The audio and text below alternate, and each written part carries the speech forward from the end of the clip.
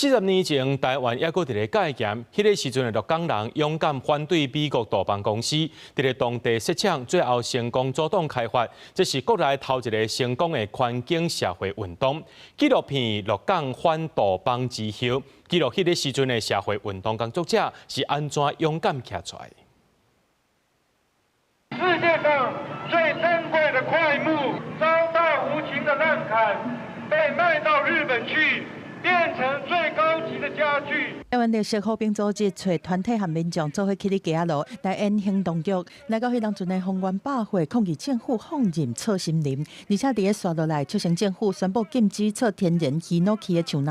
主要佇即賣已經37檔，影像收錄佇個紀錄片《鹿港反杜邦》以後，迄當陣是使用16米的底片在翕，經過國家電影和影視廳文化中心數位修復了後，冊錄第一擺放送。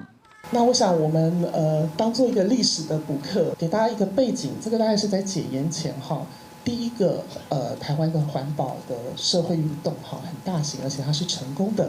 影視廳中心講到戒嚴進前，台灣第一個成功的環保社運，就是鹿港反杜邦運動。團體和居民行起哩街路，反對美國杜邦公司來設廠。參與抗爭運動的教師連錫林和羅斯岳，接落來是持續行社運這條路在對抗體制。導演講，迄當陣都真希望記錄這陣社運工作者真實的處境。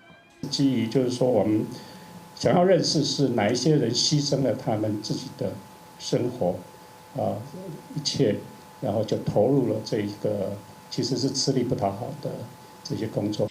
幫助修復1980年代後期16米的底片，工作人員嘛到場來看紀錄片，因成功予30-40年前的社會運動，佫一擺透過大熒幕予大家看到，佇大家真大聲的抗議聲內面，為因捍衛家鄉和土地的精神，透過這支片永遠留存。記者綜合報道。